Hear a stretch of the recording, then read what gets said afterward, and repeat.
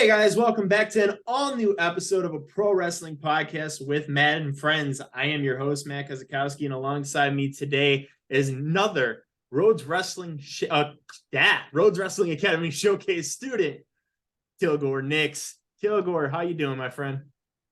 Man, I'm good. How are you doing?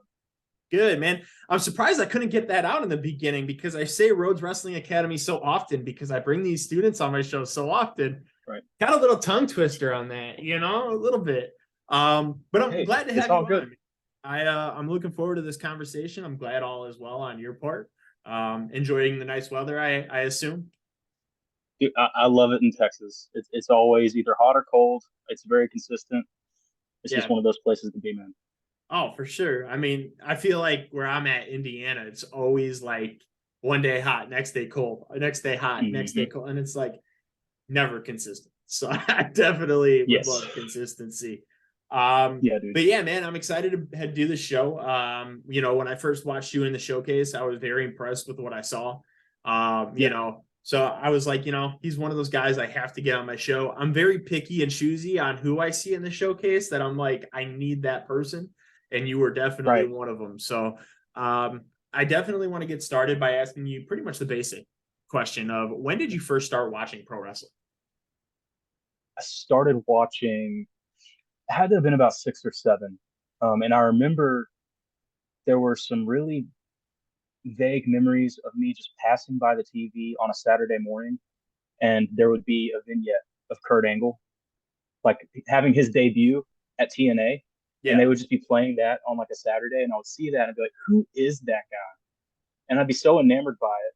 And then eventually, my dad he just stumbled across a DVD of Armageddon 2008, Okay. and that was the year that Jeff Hardy won the WWE Championship.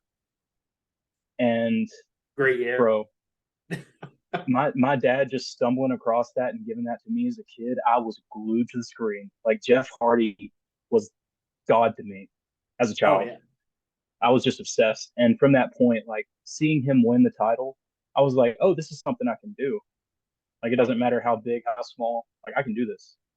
Oh, for So sure. And I remember, back in the day, because, obviously, how you're talking, you started watching wrestling 06, 07, 08 in that little area there. yeah. And I remember back when I first started watching it, it was like 2003. But like right before that, Jeff Hardy had in 2002, he had his match against The Undertaker, that ladder match. And I don't know if you've watched that match later on. One of the Mm-hmm. greatest Jeff Hardy matches, I believe, in all time. Fantastic. And seeing him go from that match to get that championship match and winning the title in that triple threat, like I Yes. think all of us can really say that that was just that moment that we were all just like, it finally happened, because Jeff was Yeah. that guy. He could have easily took that company and put it on his back and ran with it, and that's what he did for a little while. And to see He did. him come up with that championship, see him win the big one, was such an honor, such a cool thing to see. Mm-hmm. And you had to think, Edge and Triple H were just like, we have to do this for him because the momentum behind him is just such fantastic. So He earned it, man. you would obviously say Jeff Hardy was probably one of your favorites back then, growing up. As a child, 1000%. Was he your absolute favorite, or did you have any other people that you looked at and were like, that's why I want to do this? It was Jeff Hardy, CM Punk, Kurt Angle, Batista, and Randy Orton. Those were probably my top five at that time. Oh, absolutely. I mean, great choices for sure. Mm-hmm. I mean, Randy Orton, I truly believe should be the one to beat Ric Flair's record. I think everybody 1000%. everybody will say the same thing. Batista, I mean, just on a whole different level. I mean, he started mid 30s. Like by the time he was world Yes. champion, like he was like right at 40. And you would think that he was still super young. Like he's 50 something years old Yep. now. To think that is like, mind blowing, because he was around the same age as Triple H and he just started. Yep. You got Jeff, you got Kurt Angle, who I believe is, and people are going to shit on me for saying this, the second greatest pro wrestler of all time. I truly believe Alex Shelley is the greatest professional wrestler of all time. Okay. But Kurt Angle has it all, man. You know, 1000%. I remember back in the day, and it's so weird because I think about this. I came home one day, and it was me, my mom, my brother, my dad. We all came home from going out to dinner or whatever, and we turned on like the on-demand station, and there was like a newscast talking, and they were talking about a wrestler who just passed away. And I remember I just first watched like one of my very first pay-per-views, and I seen Kurt Angle. And when they said Kurt, my mouth dropped because I thought Kurt Angle passed away, and Oh, it was Kurt Hennig, yeah. you know, Mr. Perfect. So, I mean, I didn't know much of him at the time. I mean, I was still a kid. I was probably like only 11, you know, I didn't know much of him. But I mean, still, it was very heartbreaking, you know, and hearing that just dropped, man. But, you know, going back to Kurt Angle, fantastic. Absolutely fantastic. I mean, Yes, sir. I would still love to see him get in the ring now, you know, but Oh, yeah. I think that time has passed. I don't think we ever see him back in the ring. But Hey, never say I never. always appreciate a guy that can hang it up and be Oh yeah. done. You Always get appreciate that it. you get that so much though. And I mean, what are your views? I want to see what your views are on this. What are your views when it comes to a wrestler that says I'm retired and then comes back to the ring and wrestles for years again and then retires again? Like, do you think that they should retire and call it a day, or do you think that wrestlers should be able to come back?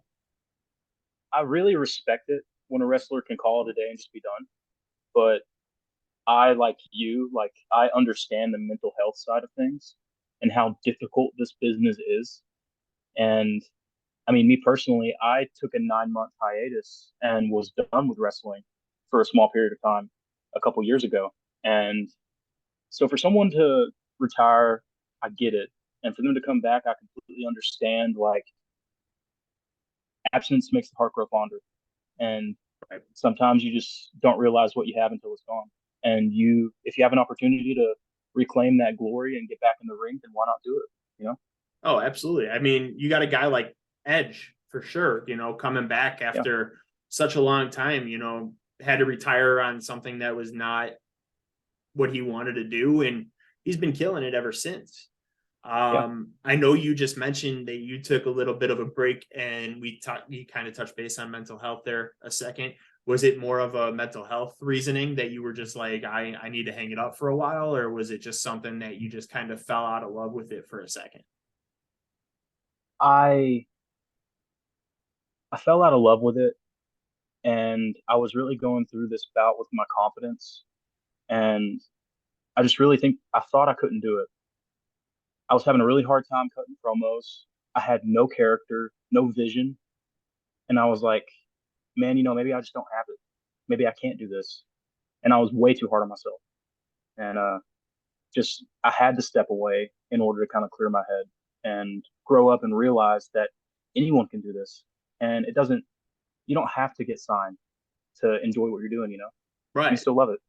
Oh, absolutely. So, You see so many independent wrestlers just killing it. You know, yeah. there's guys who have been on the independents for 20 years that still have never been signed to a contract. You Mhm. know, I watch so much independent wrestling, and you know, the guy's shirt that I'm wearing right now, shout out to JT Dunn. JT Dunn is Yes, a sir. pro wrestler who's absolutely fantastic. I don't know if you're familiar with him. I've heard people that are not. Mhm. But he's been wrestling for quite some time. And you know, he hasn't been signed to a major company, but I believe he's truly one of the best professional wrestlers of all time. So I Yeah. mean, to come off with what you're saying is like 100%. You don't have to get signed to do what you love. I mean, Yes, absolutely. pro wrestling is just something special in its own Hmm. right. And you know, I look at pro wrestling, you know, in a mental health standpoint, like I look at it as an escape. What you guys do in that ring gives people like myself something to be like, wow, this is cool, this is awesome. You know, it's very special. And in that moment, you're watching and you're just like, man, what these guys do is crazy. It's awesome, and they're doing it to show us, you know, to have fun and to do what they love and putting their bodies on the line. It's such an amazing thing, man. You know, I Yes. commend you and every other pro wrestler that do what they do, because it's not easy either. It's not, but it's a therapy.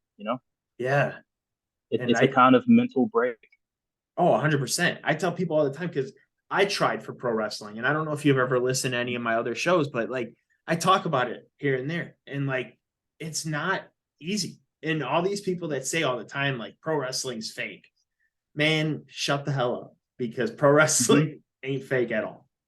You know, I don't know, man. It's crazy. I mean, when you hear that, what goes through your head when people say pro wrestling's fake?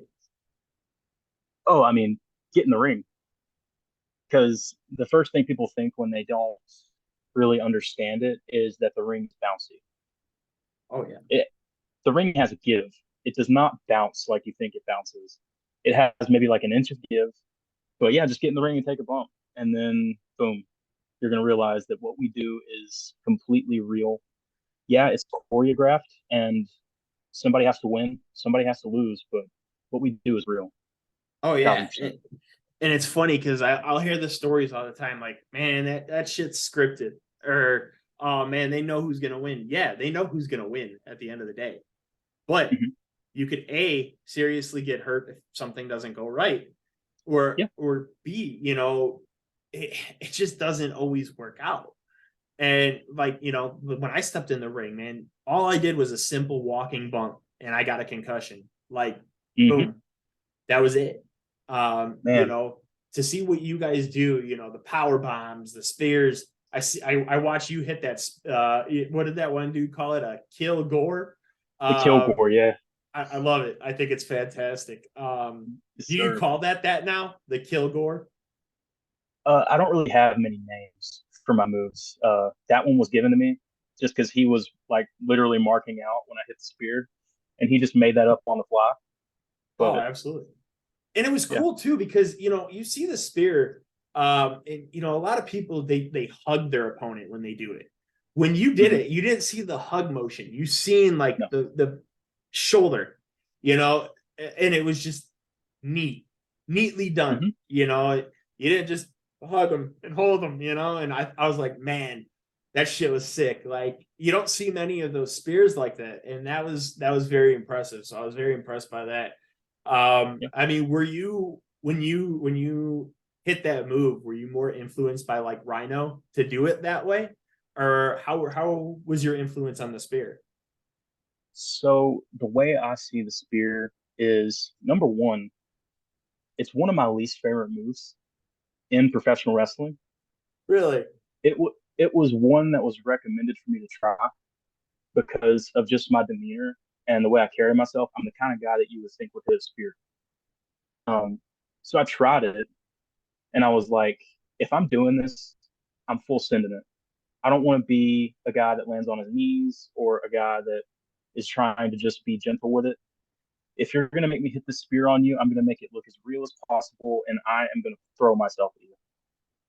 And I mean, you think about a real spear, the spear that you throw at somebody, it's not hugging them, it's going Yeah. directly through them. Oh, And right. that's how I see it. So, Oh yeah, and I watched that, man, and I'm just like, holy shit! Like you watch so many guys hit the spear, and it's just like, man, I just didn't feel that, but I felt that one. Like I yeah, felt like I got speared out of my shoes. Like yeah, incredible stuff, man, incredible. Um, thank you. no, absolutely. So I know we talked based on when you started watching it. Who were some of your favorites? When did you know exactly like, hey, this is what I want to do? I want to be a pro wrestler. Yeah.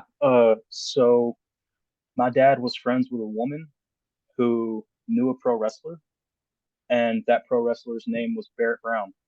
He is probably my closest mentor. He's the one I keep in contact with the most out of anyone I've ever trained with. And he's pretty much a legend here in Texas at this point. Oh, But absolutely. I got to meet him when I was 15, and he took me through a completely free workout in the ring and just showed me the basics, showed me how to bump and all that stuff. And after that, like I was obsessed. I was obsessed before, but this new thing that I realized I'm 100% capable of, I was just completely enthralled at that point. I knew that this is what I wanted to do with my life, and that was it at 15. So, Oh, absolutely. And Barrett Brown being a namestay at New Japan Strong. We mhm, see him there, and I watched your match with him, and great chemistry between the two of you. You yeah, see it there in the ring. How? All right, two quick questions on when you were training. Um, how long did it take you to get comfortable with taking bumps? It's a good question. I believe it took me about 3 months to get comfortable with it, but in totality, it probably took me about 5 months to get decent at them. But yeah, I'd say about 3 to 5 months. Gotcha. I was a very slow learner. I did not take to it naturally. So I mean, hey, too, you look at it this way, when you're learning it slowly, you perfect the craft. right. So you're not rushing it, you're taking the time to learn it, and that's always a better thing sometimes, is because Right. you could tell in the ring how comfortable you are. I mean, just watching the white matches that I've seen of yours on YouTube and stuff, like I can tell how comfortable you are in that ring, and it doesn't show. You're not trying to rush things. It has that steady chemistry where it keeps you just engaged and watching it too. It's not where it's like super slow and you're like, man, this match is just dragging. Like it's Mhm. steady. And you could tell, like, I by watching your work ethic, I picture somebody like the Miz who has never been injured in the ring, never, Right. he's put on hell of matches, great matches, fantastic. And in my opinion, he's a Hall of Famer for sure. I mean, I Mhm. think everybody at this point will just agree that he is a Hall of Famer. But you look at somebody like him, and I'm sure he didn't learn it right off the bat like that either. And No. look at his career. I mean, your matches kind of give that steady base where it's still like, man, this match is fantastic, but it's not like I'm rushing things to make it look cool or anything. You do it steady, man, and it's perfect. It's a perfect form, and you don't get that much in pro wrestling. So I wanted to just say that Yeah. out loud too. I think it's absolutely incredible.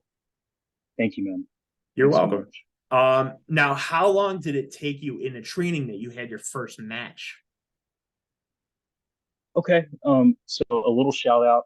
I started at League of Lions in Marshall, Texas. It's a really small school, local promotion, and it was about 6 months before I finally was able to debut. I debuted in a battle royal, and that was pretty much from then on. I was able to wrestle and get booked on shows. So about 6 months in, How long were you in that battle royal? I have to ask. man, I think I was in the battle royal for somewhere around like 13 to 15 minutes. I was in there for a Really? while. So Yeah, first match, 15 minutes in. That's yeah, man. impressive, man. That's pretty impressive. I mean, It they was a put a lot blast, of trust in you, so I mean that's a great thing. dude. Yeah, So I know I don't remember the name you went by, but it was a different name than Kilgore Nix. So right. what made you change your name from your original name to Kilgore Nix? So yeah, it started as Nick Anders, and then that later evolved into Leighton Anders when I kind of went out on my own and started doing my own thing. And then at a certain point at RWA, Dustin just started calling me Kilgore because that's where I'm from. Okay. And he thought that that name was so cool, and he saw like what he did was he kind of just compared it to Goldberg. He was like, anyone can chant Kilgore, nobody can chant Leighton. Leighton sounds Yeah. like a guy at a grocery store. Um, and I was like, you know I what? Yeah. like I was it. like, yeah, man, you're right. I was like, you make a good point there. So I took his advice and I changed my name. And ever So since then, just been Kilgore it's been Nix that. ever since. Yes, Hey man, sir. I love it because it's original. There's Yeah. no other wrestler named Kilgore. Nope. You have a lot of wrestlers named Andrew or Zach or Matt or whatever. Kilgore stands out. And it's Yeah. fantastic. So like that was one thing that really stood out to me watching you in the RWA, because I was like, man, that's such a cool name. He's got a unique look. He's not like, Hell like yeah. this overly jacked guy, but he's not like super skinny either. Like he's got this cool, Mm-hmm. unique look to him. And like during that match that you were wrestling in, because you wrestled in a triple threat match against Charles Crawford and Chad Lennox, which Yep. Chad, love Chad. Chad is absolutely incredible. Kind of. Uh, I give him Kind of. shout outs all the time, man, because to me, Chad is cool. I Dude, love Chad his is a man. I love his catchphrase. I hate it here is the greatest thing ever. Um, Yes. you know, it's fantastic. But yeah, no, I watched that match. I had a hard time rooting against Chad, but in that match, I was watching the stuff you were doing, and I was like, man, I'm very impressed because I watched Charles before. He was in a showcase before. You were newer in this Right. showcase. And number one, the way I look at these showcases, when you get thrown in with somebody like Chad Lennox, who's pretty much was the right-hand man of Dustin Rhodes, you know, Mm-hmm. you think when you get put in those matches, they put a lot of trust in you. So to go into the ring against somebody who is one of the head trainers over there, what did that feel like for you? It the whole experience at RWA was amazing for me, but getting that opportunity with somebody that I respected that much, and Chad is an incredible wrestler. I don't think he gets near the credit he deserves for being such a good technician in Oh, the yeah. ring. Um, but he's just this fountain of knowledge and wisdom, and just a great guy.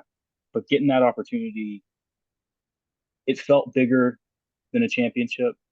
It felt it just mattered, and it meant a lot to me to get that chance.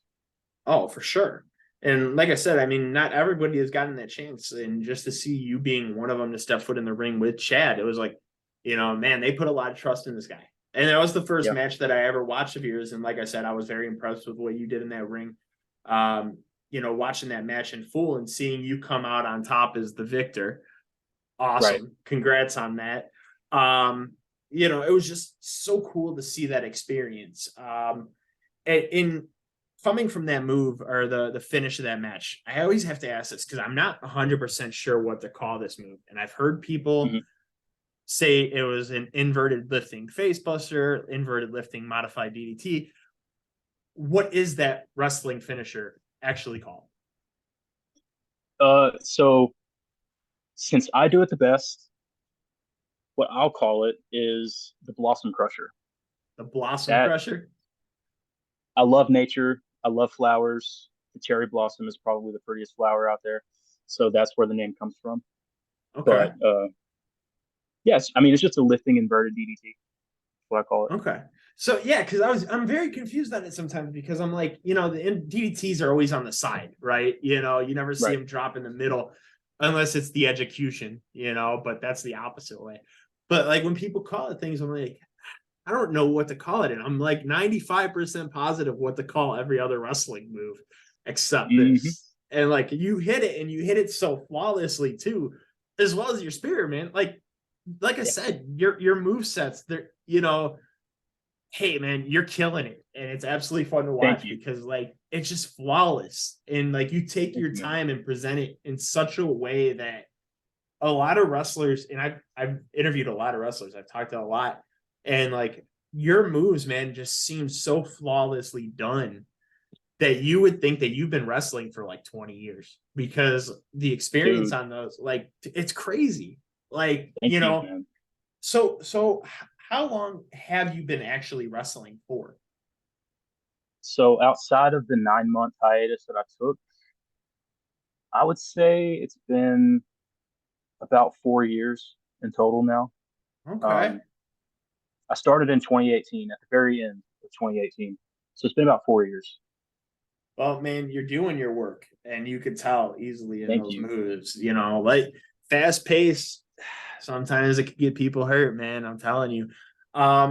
We kind of talked base about the RWA here a little bit, but I want to know more about your road to the RWA. How did the RWA come into your lap? How did you find out about it? How did you get there? Okay. This is kind of a long story, but we'll just dive into it. So, like I said, I started at League of Lions and wrestled there for about a year and a half. And then I decided that I needed to move forward and learn and grow more. So I went to the dojo, which is the school that Athena opened up. Yeah. And I trained there for about 3 months and just continued to wrestle on shows and continue to learn from her. And in that 3 month period, that's when I started to realize, like, you know what, maybe this isn't for me. Maybe I can't handle it. Um, Was it she the was a school great in coach. general or I don't blame the school, I blame me because I wasn't vocal about what I was going through internally. gotcha? Um, and that's my fault. I didn't speak to anyone about it. and I just kind of self-destructed. And then after that, COVID hit. So I just took 9 months away just to kind of clear my head, worked a regular 9 to 5, and just became a regular citizen, you know? And over that period of time, I just grew more confident. I really started to find myself as Nick, not Kilgore, and really understand who I am as a man. Yeah. And I missed it. So I came back. I started doing my thing, started wrestling again, and I was sloppy, and I didn't like that. So that kind of led me to start looking into other training schools, and that's when I found RWA. Now, getting to RWA was the hard part because right before RWA, 2 weeks before I went to the camp, my dad passed away. And my dad was the reason that I got into pro wrestling. My dad, he he fought against me being a wrestler because he didn't want me to fail. But at the end of it, he was my biggest supporter, told me that he knew that I would do great things in this business and just to keep doing it, you know. I'm sorry about your loss, man. Thank you, man. I appreciate it. But those were really dark times, really dark times. And on the other side of that, getting to RWA was extremely difficult because all I had was a vehicle. I had dumped every bit of money that I had into going to the school, and the school was 4 hours away from where I lived. So I pretty much went into it knowing I was going to be homeless. And I just said, you know what? I'm not going to let my dad down. He's gone. He's always watching me. So I just pushed forward with the advice and the love that my dad gave me and just fought to make this happen. And I made it happen. I had some great people that helped me out along the way. One of my brothers was in the Waco area, which is about an hour and a half from there. And he was able to help me out, give me a place to sleep. But it was tough. That was a really hard time. And that's where guys like Chad came in. That's where guys like Dustin, me and Dustin clicked right off the bat. It's because my dad, his dad, it was just an instant bond between he and I. But long story short, yeah, it was tough, but just kind of my dad being the driving force was what made me push to really go to RWA and really try to become the best wrestler that I can be. So that's what got me there. Oh, absolutely, man. And I'm glad you're here because, like I said, I'm gonna keep tooting, your horn here and saying how great you actually are in that ring and Thank you, man. shows, man. Very, very heartbreaking to hear that. And, I'm glad you're still doing your thing and I'm glad that you have a reason behind it. It's such a good feeling to know that you have a reason behind it now. Not a good feeling about the loss. I'm just glad that you're doing something in honor for your dad. Right. I'm sure he's looking down on you saying the same thing right now, saying, you're killing it. So, I mean, yeah, he knows you're doing your thing and he's loving every second of it. So he's got the first row seat of all your shows, man. And that's where the therapy really comes in with wrestling because I've completely morphed my character into my pain. And the character of Kilgore Nix is just the struggle now. He is the epitome of everything that I've been through, balled up into anger and rage that I'm able to just unleash and just be that character. And I can just let it out. And that's absolutely what he's become for me.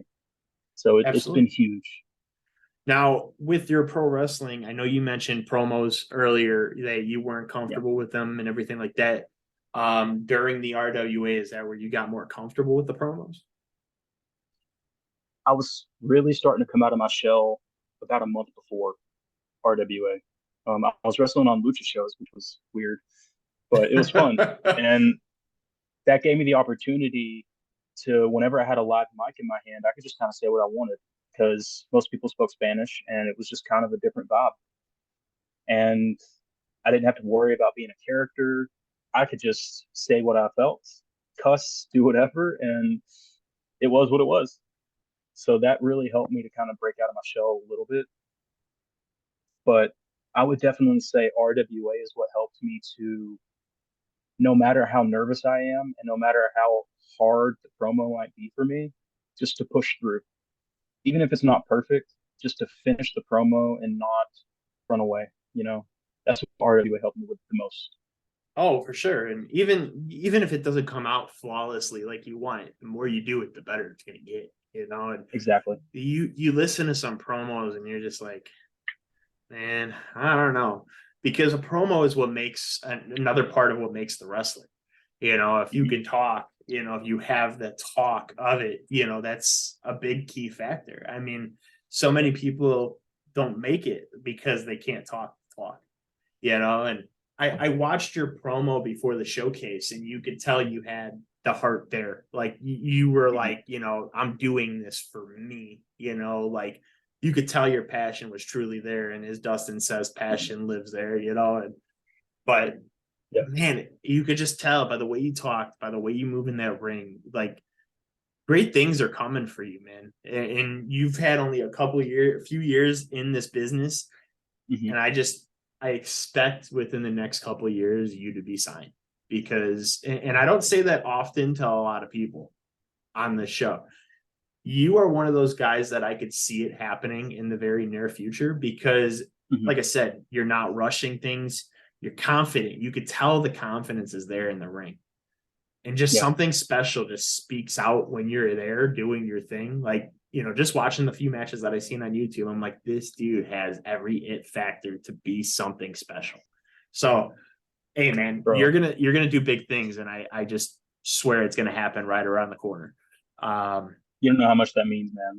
That's huge for me to hear just because, like I said, my confidence fighting with that. And I really do feel like I haven't been able to wrestle a lot this year because of money and being able to travel. But every match that I've had, I have dumped every ounce of my heart into making those matches the best matches possible. And I want to give a shout out to Exodus Prime. We had a match about a month ago. I watched that Um, one on YouTube too. that was the toughest match of my career. Number one, because I almost broke my arm halfway through the match. And number two, because he wrestles a completely different style than I do. Yeah. He is very fast. He Yes. wants to attack you as fast as possible, and I had to do everything I could to slow him down. But it's exciting because, like you said, I'm very slow and methodical, and I try to do things as perfectly as I can. But getting a taste of what Exodus is capable of has only made my drive to want to kind of mesh those styles just advance to that point to where I can mix the perfection with the speed. Yeah. I want to get to that point one day. I see guys like Kenny, like the Bucks. Like I want to be able to master this craft, not just as a slow and methodical wrestler, but also one day have that speed and that adrenaline to my matches where you can just feel it. It's frantic, you know. Oh That's the yeah. goal. I mean, little by little, man. Add it little by little, and you'll get there. But you Yeah. know, hey, like I said, you know, like I said from earlier, the Miz started off very slow. Now he's added Mm-hmm. like springboard double axe handles, and you know, Yes, dude. he's added new stuff to his style. You know, and he's done that throughout the years, and you know, he just keeps getting better, man. You think at that age he'd start slowing down, and he's not at all. No, no, he's amazing. You know, I watched that match though against Exodus Prime, and you know, I wasn't very familiar with him until recently because his name has Mhm. been literally everywhere. I've seen Right. his name everywhere lately, and I'm like, man, I really need to start paying attention to this guy because you know, there's so much wrestling in this world, right? And it's awesome because pro wrestling has been my life since I was 12, 13 years old. And, you know, I'll be Right. 32 this year. So it's been a part of my life for almost 20 years. And, you know, I look at it and I'm like, man, wrestling, there's so much out there and it's so hard to keep track. That's why like these showcases are fantastic because Yes. it gives you an idea of new upcoming wrestlers like Slim Seven, who started from the Rhodes Wrestling Academy showcase and is absolutely killing it now, to guys Yes. like Chad Lennox and Lucas Chase, who have been wrestling for years, and Hmm. they came to the showcase and brought a new light to who they were. Lucas is out there on the independents, absolutely destroying him, like Destroying it, man. killing it. So you see those showcases and brings light to new talent, but there's so much wrestling out there.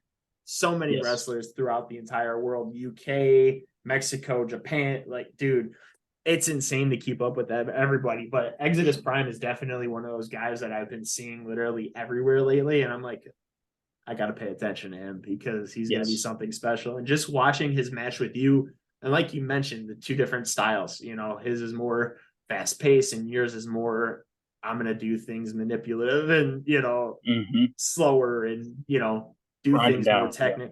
Yeah, technical, like, but it gelled, man. And it the did. way you guys worked in that ring, when it's clash of the styles, it doesn't always work.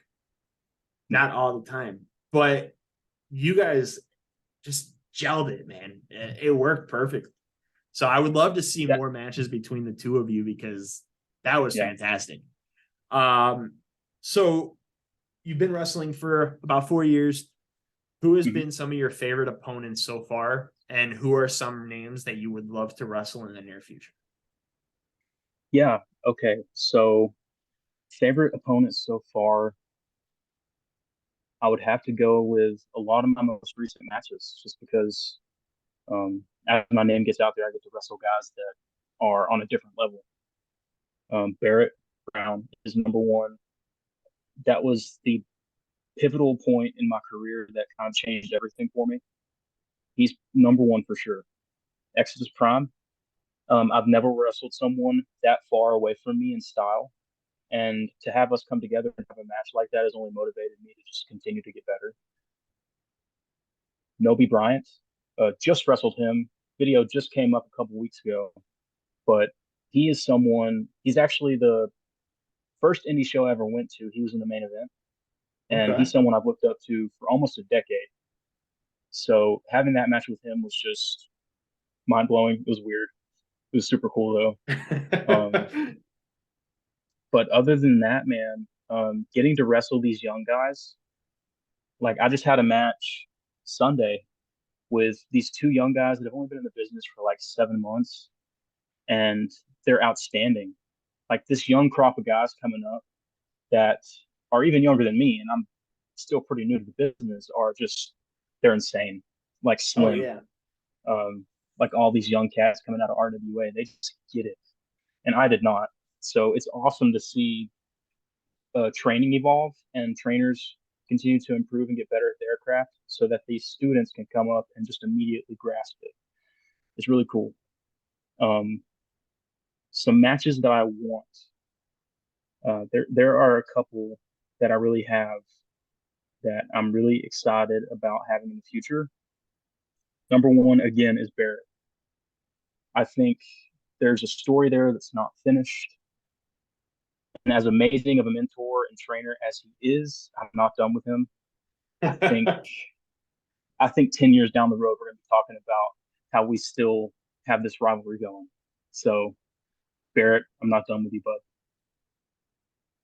And I think Slim is at a point now where he and I could go anywhere and absolutely tear the house down. Oh yeah. We've had a couple practice matches together, but nothing that was ever too serious. So I think you put he and I in a ring now, as hungry as both of us are, I think we would just obliterate the house, just tear that place down. Oh, Um, 100%. and man, just getting as many opportunities with veterans as I can. Number three, and that's probably the most important one, is just getting matches with veterans, people that have been in this game for a long time, like Noby Bryant, like Barrett Brown, that know what they're doing and can continue to guide me and teach me along the way. Because, like Adam Cole and all these other amazing wrestlers say, you're never done training. The training never stops, and I'm never going to be one of those guys that can just say, "Oh, I've made it. Oh, I'm great." I'm too hard on myself. So Oh I yeah. want to continue to grow and learn and wrestle some of the vets, man.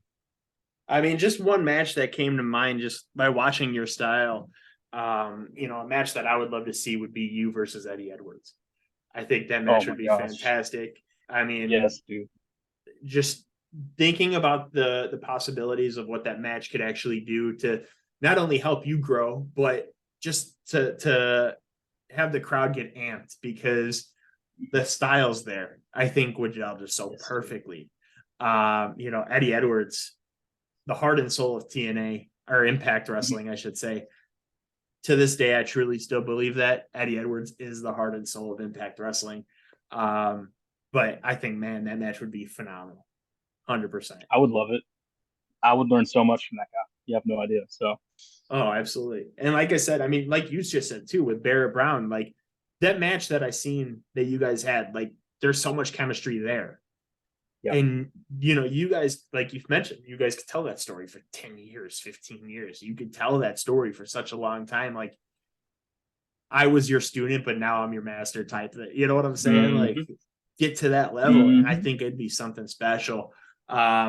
Slim, man, dude, I watched the first showcase he was in and I was like, man, this kid's going to be something. I feel like he was too skinny the first showcase. Like he needed to beef up a little bit, but he's done that, man. And he's killing it. It's crazy to see how well Slim is doing at just his age too. Like phenomenal, man. He is something special. And I think the RWA is the perfect spot. People always say like, oh, well, this school is the perfect spot. I really think the Rhodes Wrestling Academy, if you're a pro wrestler and you're listening to this or want to be a pro wrestler and listening to this, Rhodes Wrestling Academy 100% should be the school you sign up for. They bring out so much talent, so much. We see so many people come in there and just kill it, Yeah. The Armada, Chad Lennox's faction with him, Lucas, Slim, Shauna Reed and Paul Hubris. Dude, Paul Hubris, I didn't know he wrestled for a while before this either. And I just had my show with him last month. And he was my longest show ever. We sat here, talked for 2 hours. Like, dude was just such a cool dude, man. And I watch him wrestle and I'm like, man, he's got that slow, steady pace as well. And what he does is so technical. And it's such an awesome feeling because technical wrestlers, I feel like, need to be the slow, methodical pace because that's just what the technical term is for. And I think that's something that you definitely have because you don't need to be flashy to have that tempo to go up a little bit to keep up with somebody like Exodus Prime and slow him down. Right. Hey, man, you have all the skill and talent to do that. And next match, you'll keep him on his feet. You'll keep him grounded. I guarantee it. So other than that, what are some of the hobbies that you have outside of pro wrestling? Outside of wrestling, man, I'm watching wrestling, thinking about wrestling, wanting to wrestle. Wrestling is my life at this point. It's consumed me in the healthiest way. But wrestling really is pretty much everything to me. But outside of wrestling, I work on cars, doing a little bit of mechanic work. I love to read, love to cook. I read a lot of self-help. I love watching Netflix and just kind of relaxing and taking my mind off things. But, man, wrestling is everything to me. So, favorite show on Netflix right now? Right now, my favorite show, probably The Night Agent. If we're going to talk about something new, that's a really good show. I'll have to check that out. I've seen the trailer for that and it seems good, but I haven't watched it yet. So I'm glad that you recommended that because it's something I'll definitely have to check out. Yes, dude. I know you said cooking, self-help books, stuff like that. Self-help books, man, so helpful. Obviously in the name, but man, they help you grow. And it's such an awesome experience, especially dealing with mental health and depression and stuff like that. And, I've talked about this a lot too, where I feel like a lot of people, they say they understand mental health, but I don't think a lot of people understand it. And it's very heartbreaking because I feel like more people need to, I agree. I think those self-help books help so much.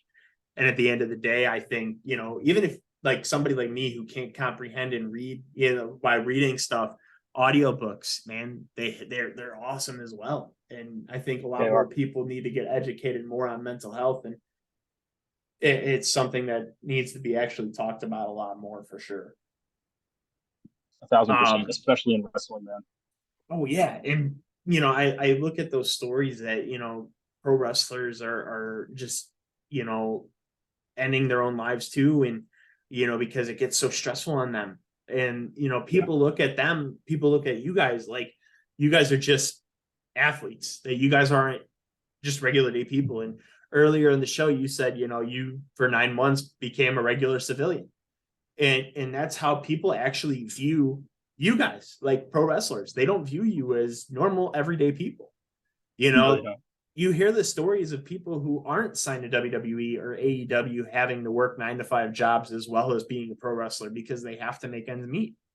you Yeah. know and it's crazy to see that, because you guys, even on the independents, you guys are busting your asses, and people need to Mhm. look at it as you guys are normal people, but you guys deserve that time. You guys deserve that break. Like, because you guys are pro wrestlers doesn't mean like I can run up to you and be like, hey, can I get your autograph? Can I do this? Like, you need to calm down. You need to relax. Mhm. It's awesome at those times when you do have those people that come up to you and are like, hey, I really liked your match, you did awesome, and you want to do those things, but people need to respect your space, and respect that you need that time to just cope. Yeah. And I don't think a lot of people understand that either. There was, I Yeah. think, who posted it not too long ago. I think Rhea Ripley posted it online saying, like, if you see me at an airport, don't run up to me and take a picture and ask for an autograph. Like, I'm doing me. Like, that's me time. Like, if I'm Yeah. at a meet and greet or a wrestling show and then you do it, cool, but not at an airport. And people Exactly. look Exactly. people look at it like that all the time. It's crazy. Just crazy. And if I hadn't taken those 9 months off, I would never be who I am now. I don't think I would have had the time to find myself and realize that. So I know you mentioned like you think that one day I will get signed, like a couple years down the road. I'm at a point now where I don't even consider getting signed. I I don't think it'll never happen because I suck. I just don't care about it anymore. I just want to be the best. Like I want to be the best version of Kilgore Nix that I can possibly be. Put on the best matches, cut the best promos that I can, and just make people happy with what I'm doing. And getting so wrapped up in the rat race of trying to make it, and it's not all it's cracked up to be. There's Oh more to no. life than money. Oh, for sure. So And I mean, there's so many wrestling promotions nowadays too, though. You got like MLW, you got Impact, you got Ring of Honor, you got AEW, you got WWE. There's so many promotions out there now. NWA. mhm, That you know you could still get signed by them and still do what you're doing. right, MLW, NWA, like they still wrestle on the indies as well. And might not be WWE tomorrow. But no, who knows? Just like you said, just keep doing you, putting smiles on people's faces, enjoying what you're doing. absolutely. I've seen your work, and I want to ask this because I always ask people who I see like have the heelish vibes or have the face vibes. What do you prefer, being a face or a heel? I I'm extremely introverted, but I have a deep passion for loving and caring for other people. So if I could just be a baby face in perpetuity, I would be extremely happy with that. But I know what I look like. I know I'm not the best looking guy. I've got a unique kind of style and vibe. So people like to boo me. So it just kind of comes naturally that I play a heel. And after the show, they get the nice version and we can have a good time. But yeah, so I guess just right now, I'm kind of somewhere in the middle. A lot of companies are starting to book me more as a tweener, just kind of a serious, intense wrestler that doesn't really care about anything other than winning. And Yep. that's kind of where I'm at right now. I see a lot of anti-hero vibes with you. Like, And that's how I feel. you don't have to be a full-fledged heel, and you don't have to be the happy-go-lucky baby face, but you don't do heel tactics. Like I Right. get that vibe from you, like like Dean Ambrose when he was in WWE. Like, he Yep. wasn't like the over the top friendly, happy go lucky guy, but he wasn't like, F the fans. Mm-mm. John Moxley now, on the other hand, might say F the fans now, but Yeah, he but might do that. I see that, man, the anti-hero-ish vibes. It comes from the attire too, man, and just the look. Like I said, you have a very unique look to you, and that's not a bad thing at all. You have something that sticks out. Your name, the way you move in the ring, the build that you have, everything about you just screams unique. And I feel like that's what's going to get you to go big places in the very near future. Even if it's not getting signed to a major contract, I Right. just see big things happening for you. I see your name coming out everywhere around the world. And I can't wait to see that happen, because I do see big things happening for you in the near future. Thank you, man. So I do have to ask, what is next for Kilgore Nix? What's next for me in the big picture is I got to figure out a way to get to Japan, man. That's the big picture. That is my sole focus, really, as a wrestler. Like, my quote unquote make it is getting a tour in Japan. Like, that is what I want the most out of this business, whether it's with a major company or with a small independent promotion there. That's what I want. And that is my goal. But in the short term, it's just continuing to grow, continuing to wrestle these guys like Exodus that are just incredible and wrestle a completely unique style to what I do and can help me learn and just be better. That's the goal. Absolutely. Absolutely. And I think if we could get you to New Japan strong, I think that Man, could push you to New Japan in general. I just feel like that's where I belong. Like, my fire, my passion for this, I'd be so happy if I made it there. For real. Oh yeah, absolutely. I mean, hey, Barrett Brown is in New Japan strong, so we could I we know could that. definitely see what's going on there. But hey man, Yes, like I sir. said, I see big things for you. I'm looking forward to seeing what happens in the next 5, 10, 15 years. I'm Man. very excited about your career. Do Thank you you. want to tell the fans where they could find you at on social media? You can find me all across the board at Kilgore Nix. Um, I'm not really in character on social media, so don't be afraid to reach out to me if you have any questions for me to talk about anything. I'm always there. So thank you to all the fans that have been supporting me. And Matt, thank you for having me on the show and being so Absolutely. kind. Dude, I Absolutely. genuinely appreciate it. Oh, no problem. It was an honor to have you on here. Like I said, big things are coming for you. I'm looking forward. All you fans listening, make sure you check out Kilgore Nix. Absolutely incredible in the ring. If you want something fresh and something new, he's that guy for you. But until next time, guys, this has been a pro wrestling podcast with Matt and friends. Signing off.